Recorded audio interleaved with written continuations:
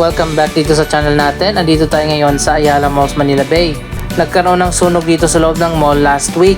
Tingnan muna natin kung ano nangyari dito sa Ayala Mall bago pa tayo magbigay ng updates sa Westside City Development.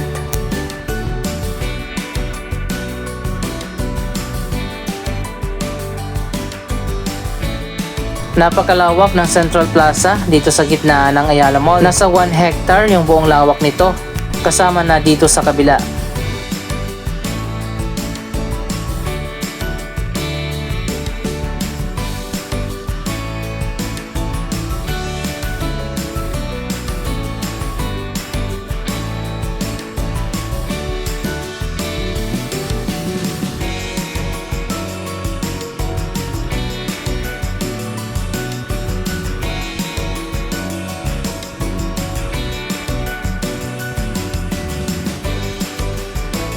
Isa sa prominent na makikita natin sa mga Ayala Malls ang marami mga puno at mga halaman.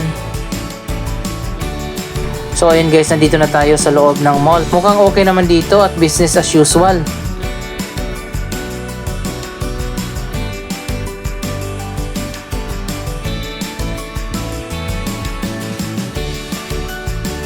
Saan kaya dito yung nasunog na bahagi ng mall?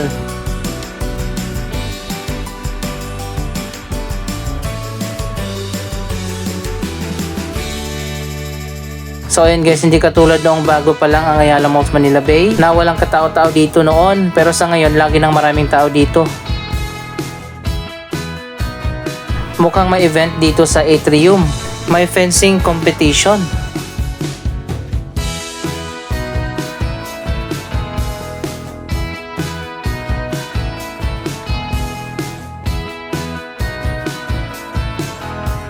Dito pala sa second floor yung nagkaroon ng sunog.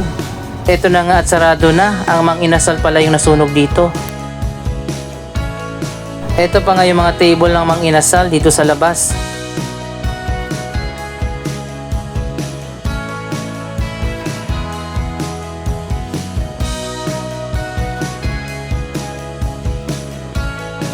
Kapag natapos na yung ginagawang mall extension dun sa harap, bubuksan na dito yung bagong landmark na may supermarket at department store.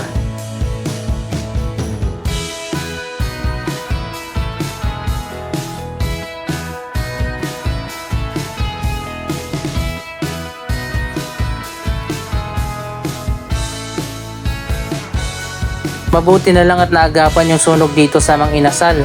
So far wala naman tayong nakita na apektado na iba pang bahagi ng mall.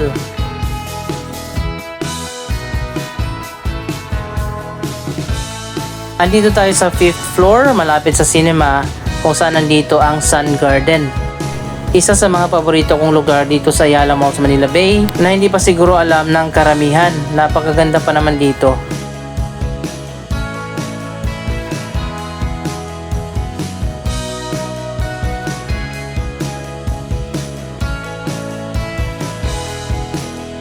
So ayun guys, makikita nyo naman konti lang yung tao dito sa Sky Garden. May isang bagong coffee shop pala na magbubukas dito.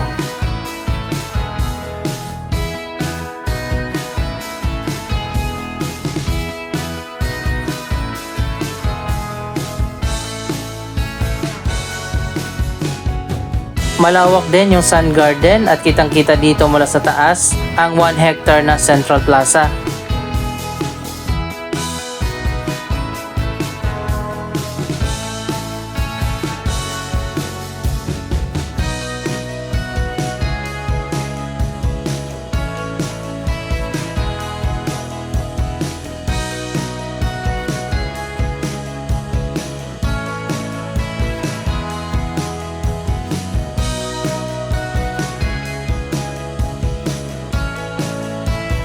May giant 3D LED billboard din na nilagay dito.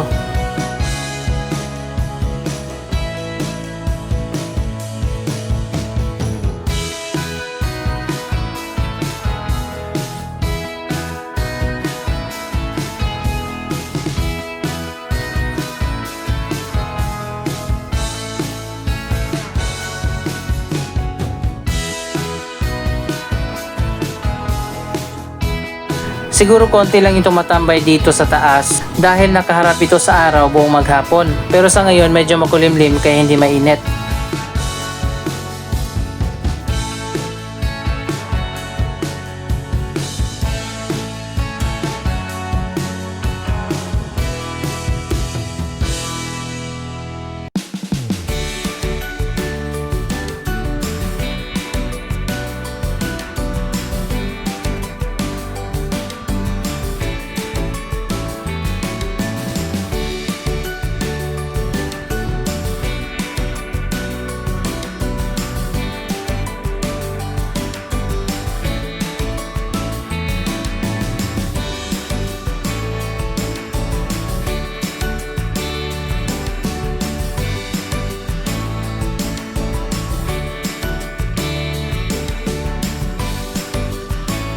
Marami pa mga vacant na areas dito sa taas.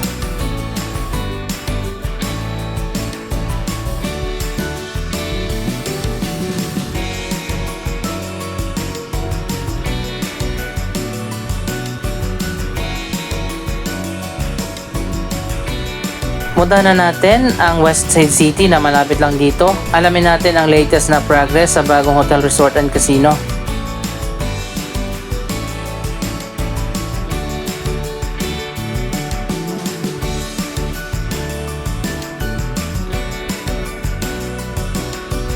Mula dito sa labas ng Ayala Mall, kitang-kita natin yung likod ng bagong Westside City Resorts World.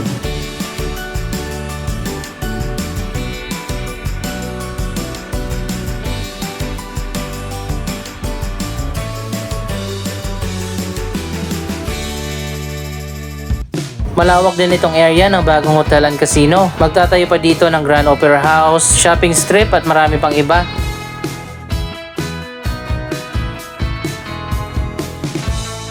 Mabilis na rin yung progress dito sa ginagawang building sa tabi ng hotel and casino.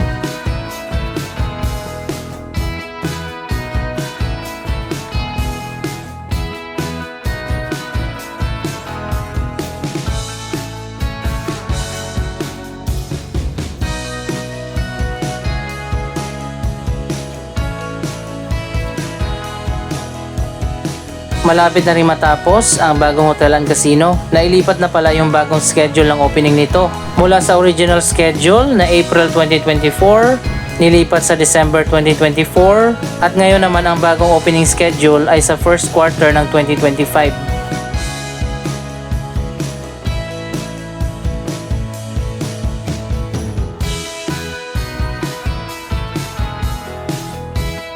Medyo mataas pala itong drop-off point sa harap ng hotel.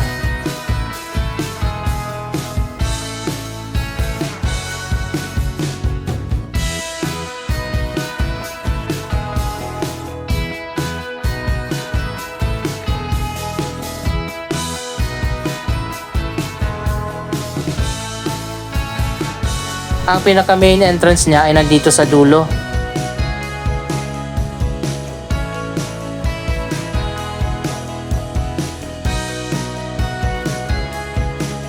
Tapos na yung main building, pati na yung hotel dun sa taas.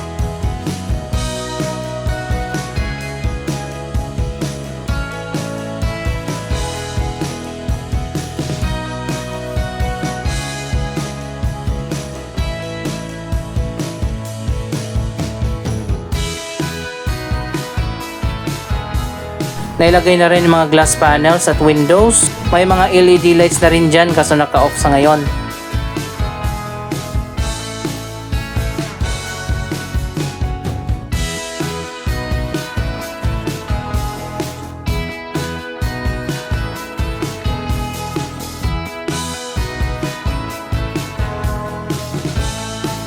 Dapat siguro dito maglagay ng giant 3D billboard.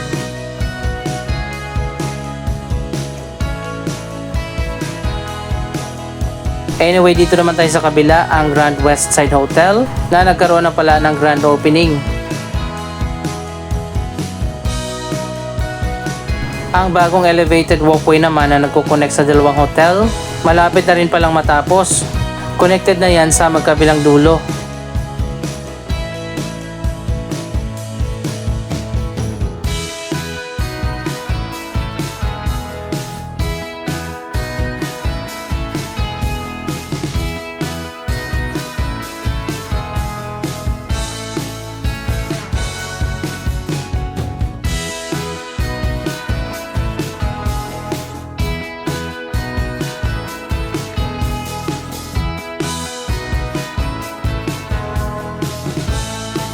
Ang Grand Westside Hotel ang isa sa pinakamalawak na hotel dito sa ating bansa. Meron itong 1,530 na hotel rooms.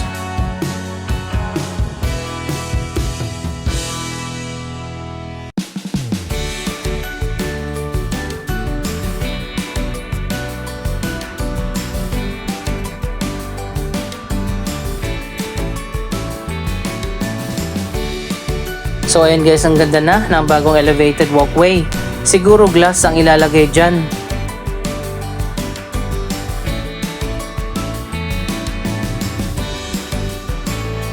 Ito na ang magiging daanan ng mga hotel guest mula sa Resorts World Casino papunta dito sa Grand Westside Hotel at vice versa.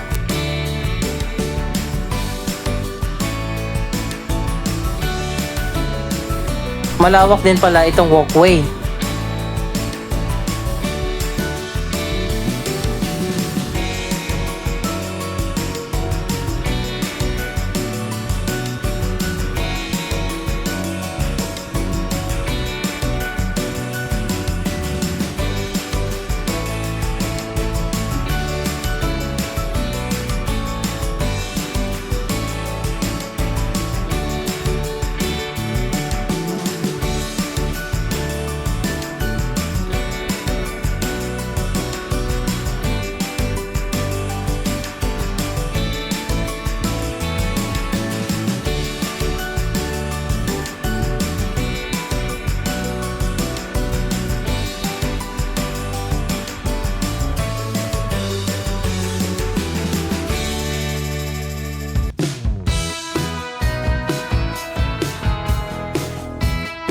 Ang bagong residential condominium sa likod ng Grand Westside Hotel.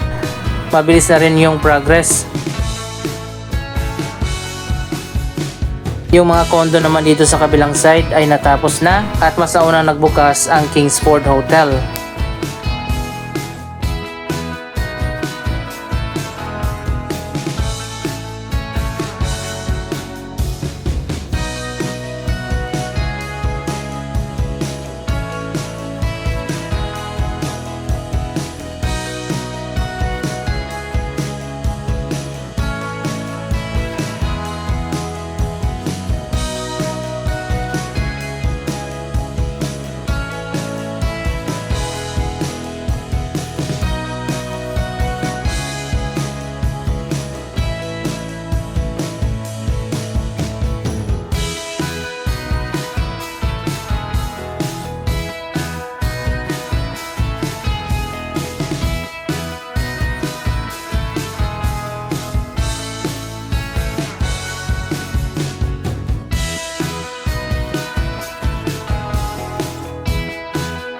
So ayun guys, abangan pa natin ang magiging final na design ng elevated walkway na ginagawa dito.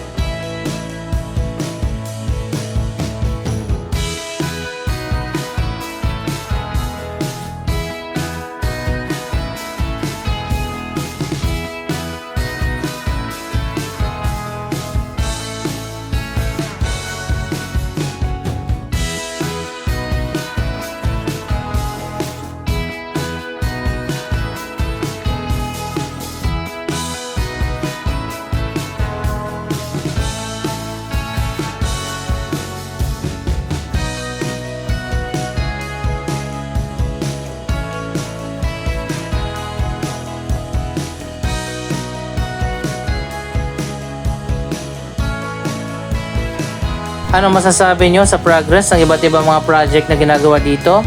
Mag-comment lamang yan sa baba ng inyong mga reaksyon. Maraming salamat sa inyong panonood. Don't forget to like, share, comment, at subscribe. Thank you for watching!